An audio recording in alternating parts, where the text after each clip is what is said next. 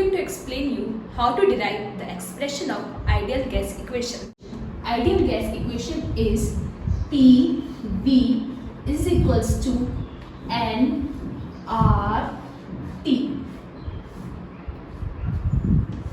What is PV and RT over here? सबसे पहले हम जानते हैं कि आइडियल गैस इक्वेशन क्या होती है.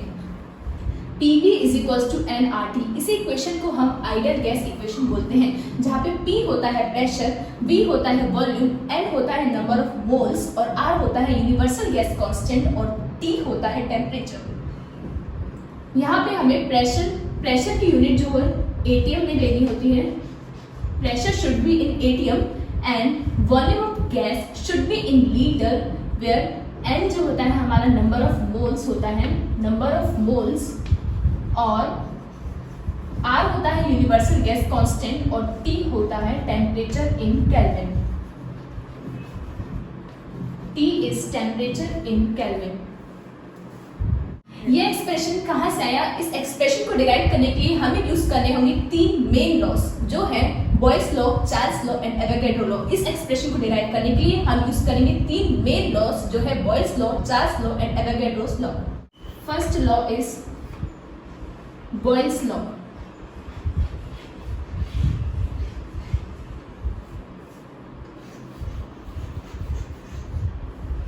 What is Boyle's law? देखिए हमारे पास 4 टर्म्स होते हैं: pressure, volume, number of moles और टेम्परेचर. हमारे पास 4 टर्म्स है: pressure, volume, number of moles और टेम्परेचर. हमें ये लॉ को डिराइव करने के लिए कोई भी 2 टर्म को कांस्टेंट रखना पड़ेगा. अगर हम 2 टर्म को कांस्टेंट रखेंगे तो 2 टर्म वेरी करेंगे. समझाते हैं हम. देखिए सबसे पहले ये लॉ जो है वो कौन से साइंटिस्ट ने दिया था? ये लॉ रॉबर्ट बॉयल ने दिया था in year 1662. This law is basically given by scientist Robert Boyle in year 1662. What does this law states? ये लॉ बोलता क्या है? अकॉर्डिंग टू दिस लॉ, इस लॉ के मुताबिक क्या होता है? For a given mass of gas, यानी कि for a given mass of gas, इससे हम ये बोल रहे हैं कि जो गैस है उसके नंबर ऑफ मोल्स हमने क्या कर दिए हैं? Constant. For a given mass of gas, अगर आपके पास कोई गैस है जिसके नंबर ऑफ मोल्स आपने क्या कर दिए हैं? कांस्टेंट कर दिए हैं. For a given mass of gas, for a given mass of gas at constant temperature, यानी अब टेम्परेचर भी हमने क्या कर दिया है? कांस्टेंट. अगर आपके पास कोई भी गैस है जिसमें आपके पास उसके नंबर ऑफ मोल्स फिक्स्ड है और टेम्परेचर जो है वो क्या है? कांस्टेंट, उस समय क्या होगा? एट कांस्टेंट टेम्परेचर जो आपका प्रेशर P होगा वो वॉल्यूम के इनवर्सली प्रोपोर्शनल होगा. Here P is the pressure, V is the volume of the gas. For a given mass of gas at constant temperature, pressure is inversely proportional to volume. अब ये law कैसे आया? इसका expression हम देखते हैं. इसको एक एग्जांपल से समझते हैं. तो अब हम समझते हैं बॉयल्स लॉ को. बॉयल्स लॉ क्या बोलता है कि अगर आपने प्रेशर को इंक्रीज किया तो आपका जो वॉल्यूम है, वॉल्यूम ऑफ गैस जो होगा वो क्या होगा? डिक्रीज होगा. अब इस बात को हम समझते हैं इस एग्जांपल से. इस एग्जांपल में आप देख सकते हैं कि ये एक बीकर है. इस बीकर के ऊपर हमने क्या लगाया है? पिस्टन लगाया है और इसमें हमने एक गैस को फिल कर रखा है. तो मान लीजिए उस गैस में जब पिस्टन लगा हुआ है तो उस समय इसका वॉल्यूम क्या है? V और प्रेशर क्या है? P. फिर कुछ समय बाद हमने इस पिस्टन पे फोर्स लगाया. जब हमने इस पिस्टन पे फोर्स लगाया, यानी फोर्स लगाना यानी क्या होता है? प्रेशर लगाना. जब हमने इस पे प्रेशर लगाया तो क्या हुआ? शुरू में इसका वॉल्यूम इतना था, लेकिन प्रेशर लगाने से इसका जो वॉल्यूम है वो क्या हो गया? कम हो गया. प्रेशर लगाने से इसका वॉल्यूम क्या हो गया? कम हो गया. हमने यहाँ पर क्या इंक्रीज किया है? प्रेशर. किसको इंक्रीज किया? प्रेशर. प्रेशर इंक्रीज किया तो वॉल्यूम क्या हुआ? डिक्रीज. यानी कि अगर हमने एक चीज प्रेशर को बढ़ाया तो हमारा वॉल्यूम क्या हुआ? डिक्रीज. इसी को बोलते हैं बॉयल्स लॉ. बॉयल्स लॉ क्या बोलता है कि अगर हम प्रेशर को इंक्रीज करें तो वॉल्यूम क्या होगा? डिक्रीज. यानी कि pressure is inversely proportional to volume. लेकिन ऐसा कब होगा? जब आपके पास नंबर ऑफ मोल्स और टेम्परेचर कांस्टेंट हो। अगर आपने क्या किया, मान लीजिए कि इसमें 500 गैस के मोल्स थे, ठीक है, लेकिन आपने क्या किया, और इसका प्रेशर भी अभी P है और वॉल्यूम जो है V है, फिर आपने क्या किया, इसी में 500 मोल्स थे, फिर इसको कंप्रेस कर दिया और इसके नंबर ऑफ मोल्स अभी भी 500 ही है, तो क्या होगा, इसका वॉल्यूम जो है वो डिक्रीज हो जाएगा। लेकिन अगर आपने क्या किया, इसके 500 मोल्स थे, इसमें आपने 500 मोल्स और ऐड कर दिए, 500 मोल्स इसके पास थे और आपने 500 मोल्स और ऐड कर दिए, और उसके बाद आपने प्रेशर लगाया, तो आपका जो वॉल्यूम है वो डिक्रीज नहीं होगा, आपका जो वॉल्यूम है वो एज इट इज वही का वही रहेगा, यानी तब ये लॉ वैलिड नहीं होगा। इस लॉ की कंडीशन क्या है, वैलिड होने की कंडीशन ये है कि आपके पास जो गैस है उसके नंबर ऑफ मोल्स कांस्टेंट होना चाहिए और टेम्परेचर भी कांस्टेंट होना चाहिए। इसी लॉ को बोलते हैं बॉयस लॉ। अगर हम इस प्रोपोर्शनलिटी के साइन को हटाते हैं तो हमें एक कांस्टेंट मिलता है K। प्रोपोर्शनलिटी के साइन को हटाने के बाद हमें कांस्टेंट मिलता है K, P = K/V, और इस एक्सप्रेशन को हम ऐसे भी लिख सकते हैं, V is inversely proportional to pressure. V is inversely proportional to pressure. इस लॉ में एक और बात एक्सप्लेन करना चाहती हूँ, क्योंकि हमने इस लॉ में क्या किया है, टेम्परेचर को क्या रखा है, कांस्टेंट, यानी कि टेम्परेचर जो है वो वेरी नहीं करेगा। और एक ऐसा प्रोसेस जिसमें टेम्परेचर कांस्टेंट हो, टेम्परेचर कांस्टेंट हो, उस प्रोसेस को बोलते हैं हम आइसोथर्मल प्रोसेस। उस प्रोसेस को हम बोलते हैं isothermal process. The process in which temperature remains constant is known as isothermal process.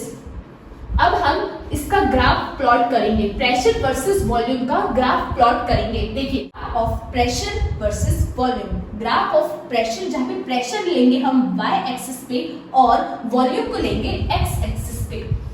यहाँ पे प्रेशर की यूनिट आपको एटीएम में लेनी है, जबकि वॉल्यूम की यूनिट आपको लीटर में लेनी है। तो मान लीजिए शुरू में आपका जो प्रेशर था वो 5 एटीएम था, तब आपका वॉल्यूम कितना था, 1 लीटर। लेकिन जैसे ही आपने क्या किया कि प्रेशर को अगर आपने क्या किया, कम किया, अगर आपने प्रेशर को कम किया तो आपका जो वॉल्यूम है वो क्या करेगा, इंक्रीज करेगा। तो प्रेशर अगर मान लीजिए हमारा होता है 4, तो उस समय आपका वॉल्यूम कितना होगा, 2। अगर हमने प्रेशर को थोड़ा और कम किया, प्रेशर की वैल्यू 4 थी, 4 से हमने उसको 3 एटीएम लिया, तो आपका वॉल्यूम जो है वो क्या होगा, इंक्रीज होगा। यानी अगर आप प्रेशर को डिक्रीज करते हैं तो आपका जो वॉल्यूम है वो क्या होगा, इंक्रीज होगा। अगर हम एक पॉइंट को प्लॉट करें तो हमें एक ऐसा ग्राफ मिलेगा जहां पे जैसे जैसे क्या हो रहा है, वॉल्यूम इंक्रीज हो रहा है, जैसे जैसे वॉल्यूम इंक्रीज हो रहा है वैसे वैसे आपका जो प्रेशर है वो क्या हो रहा है, डिक्रीज हो रहा है। इससे ये पता चलता है कि प्रेशर जो है वो हमारा वॉल्यूम के इनवर्सली प्रोपोर्शनल है। और ये जो graph of P versus V है, graph of P versus V है, इसकी जो स्लोप है, ये जो स्लोप है ये क्या है, रेक्टेंगुलर हाइपरबोला, और इसकी जो स्लोप है ये क्या शो करती है, ये टेम्परेचर को शो करती है। क्या शो करती है, टेम्परेचर को शो करती है। हम डिराइव करने जा रहे हैं expression of Charles law. What is Charles' law? According to this law, for a given mass of gas, यानी कि आपने क्या कर दिया है, नंबर ऑफ मोल्स को क्या कर दिया है, constant. For a given mass of gas at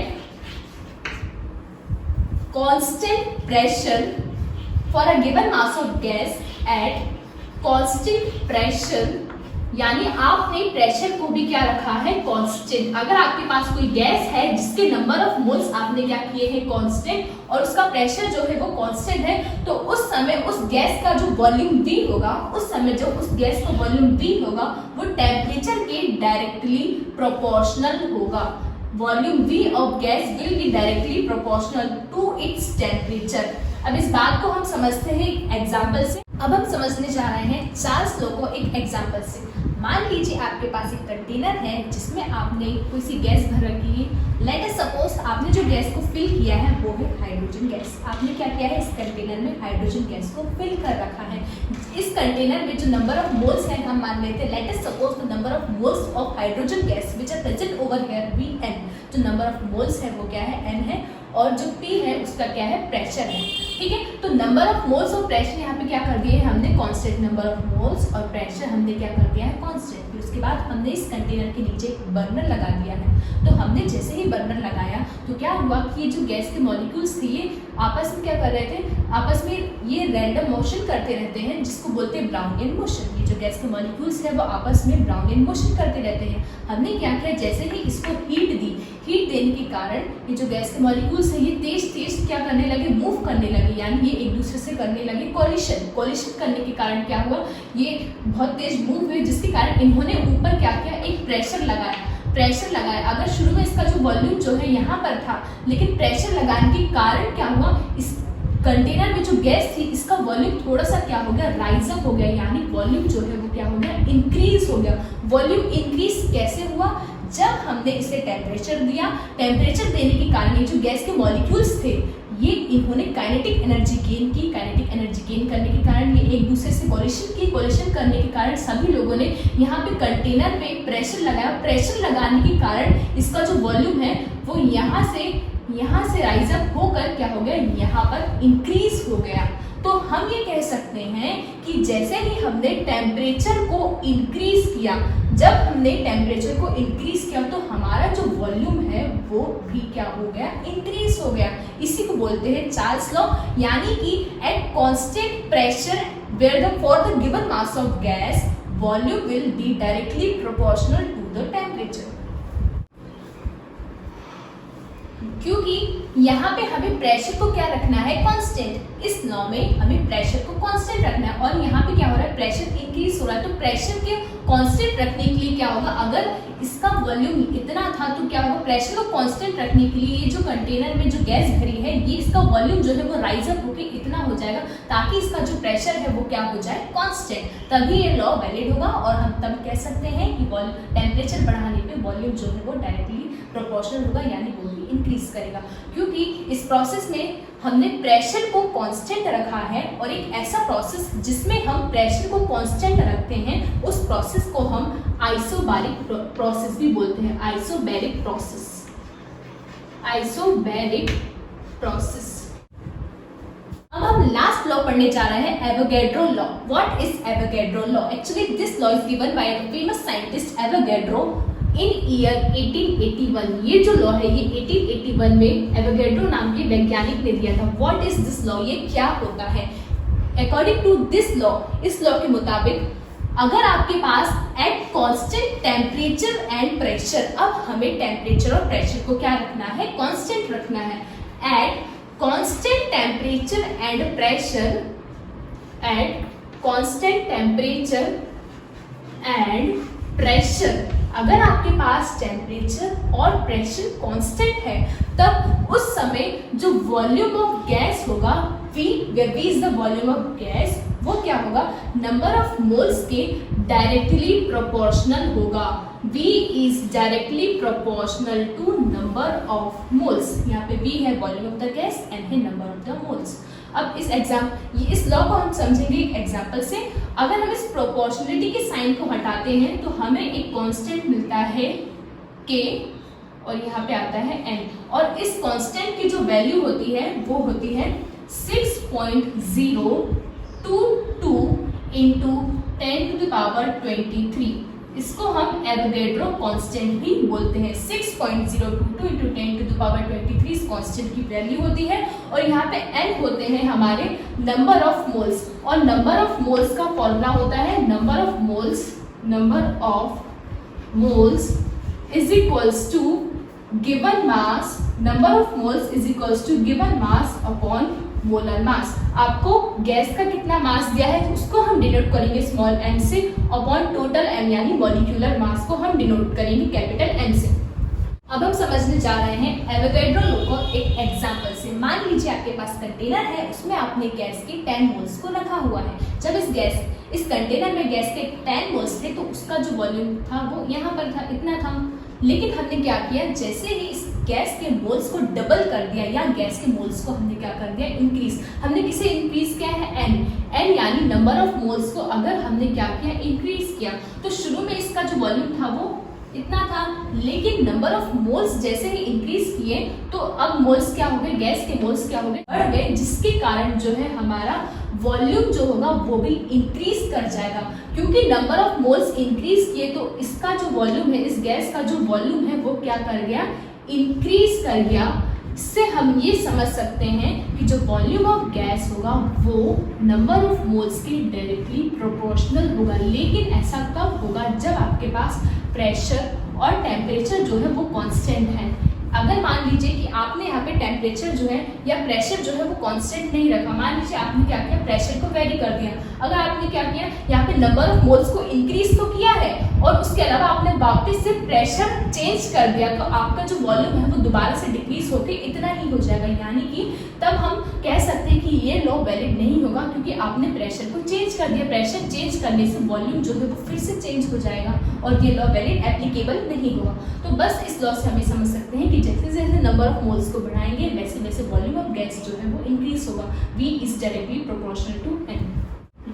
तो बॉयस लॉ से हमारे पास एक्सप्रेशन आया V is inversely proportional to pressure, जबकि चार्ल्स लॉ से हमारे पास एक्सप्रेशन आया V is directly proportional to temperature, और एवोगैड्रो लॉ से हमारे पास एक्सप्रेशन आया V is directly proportional to N। अगर हम इसे इक्वेशन फर्स्ट, इसे इक्वेशन सेकेंड और इसे इक्वेशन थर्ड बोलते हैं, और इन तीनों के LHS इक्वल है, यानी इनका RHS भी इक्वल होना चाहिए। तो V is directly proportional to, सबसे पहले हम लिखेंगे 1/T, फिर उसके बाद हम लिखेंगे T टेम्परेचर, फिर हम लिखेंगे number of moles. V is directly proportional to temperature, number of moles, and inversely proportional to pressure, where P denotes pressure, T is temperature, N is number of moles, and V is volume। क्योंकि जब भी हम proportionality का sign हटाते हैं तो हमें एक कांस्टेंट मिलता है। यहाँ पर जो कांस्टेंट मिलता है उसको हम डिनोट करते हैं R से, जिसको हम यूनिवर्सल गैस कांस्टेंट भी बोलते हैं। और ये जो P है, P यहाँ डिनोमिनेटर में, डिवाइड में है, हम इसको यहाँ पे V के साथ ले जाके मल्टीप्लाई में लिख सकते हैं। P V is equals to, और इस एक्सप्रेशन को अगर हम अच्छे से जमा के लिखें तो हम लिख सकते हैं PV is equals to nRT। PV is equals to nRT।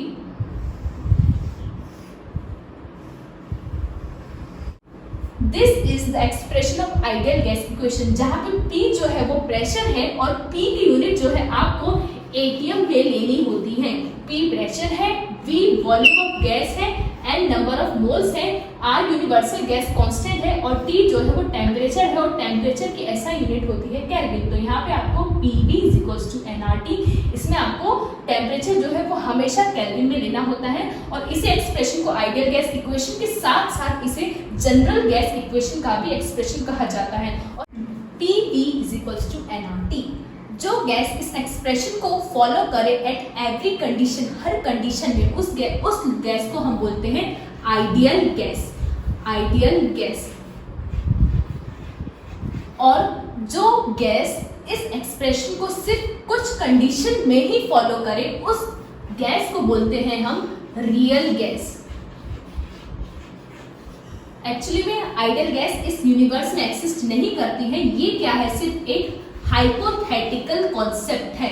It is only an hypothetical concept, यानी कि जो मनगढ़ंत कहानी है। Only for chemistry we are dealing with ideal gas, it actually does not exist in nature.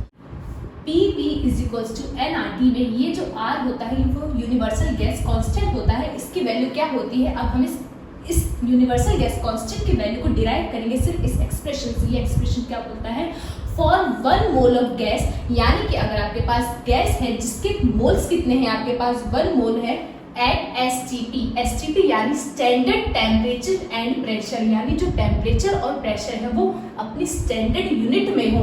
Temperature जो है वो kelvin में 273 केल्विन हो, और प्रेशर जो वो अपनी स्टैंडर्ड यूनिट यानी कि 1 atm में हो, तब जो गैस है, then the volume occupied by gas is, उस समय गैस जो है वो वॉल्यूम को ऑक्यूपाई करेगी। कितना वॉल्यूम ऑक्यूपाई करेगी, 22.4 लीटर। ये जो एक्सप्रेशन है, अब हम इसमें इस एक्सप्रेशन में हम ये सभी वैल्यूज पुट करते हैं। प्रेशर हमारे पास कितना है, pressure is equals to 1 atm। Standard condition पे जो प्रेशर होता है वो 1 atm होता है, और टेम्परेचर जो होता है स्टैंडर्ड कंडीशन में बेसिकली 273.15 केल्विन होता है, लेकिन हम कैलकुलेशन के लिए उसे 273 केल्विन भी ले सकते हैं।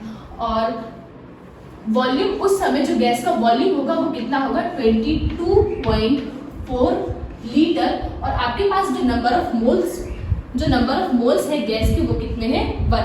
अब हम इस एक्सप्रेशन में वैल्यू पुट करें तो प्रेशर की वैल्यू हम कितनी रखेंगे 1, वॉल्यूम हम रखेंगे 22.4 और नंबर ऑफ मोल्स को रखेंगे अगर हम 1 और आर की वैल्यू हमें करनी है डिटरमाइन और टेम्परेचर की वैल्यू को हम 273 या 273.15 ले सकते हैं। जब हम इसे सॉल्व करेंगे तो हमारे पास जो आर की वैल्यू है 22.4 इंटू 1 करेंगे 22.4 डिवाइडेड बाय 273। इसको डिवाइड करने पर हमारे पास जो आर की वैल्यू है वो आएगी 0.0। R is equals to 22.4 into 1, 22.4 when divided by 273। जब हम इसे 273 से डिवाइड करेंगे तब हमारे पास जो R की वैल्यू है वो 0.00820, जिसको हम न्यूमेरिकल में 821 ले सकते हैं approximately. It is nearly equals to 0.0821। अब इस R की यूनिट क्या होगी, क्योंकि हमने यहाँ पे जो प्रेशर है उसे लिया है एटीएम में, यानी R is equals to ATM और ये जो वॉल्यूम है वो हमने लीटर में लिया है, एटीएम लीटर अपॉन ये जो टेम्परेचर है वो हमने किस में लिया है केल्विन में लिया है, केल्विन। और ये जो नंबर ऑफ मोल्स है उसकी यूनिट होती है मोल, यानी जो यहाँ पे आपके पास आ रहा है इसकी यूनिट क्या होगी एटीएम लीटर पर मोल केल्विन, एटीएम लीटर पर मोल केल्विन। R इज, और इस R को हम बोलते हैं यूनिवर्सल गैस कांस्टेंट, क्योंकि ये एक कांस्टेंट वैल्यू है इसलिए हम इसे यूनिवर्सल गैस कांस्टेंट भी बोलते हैं।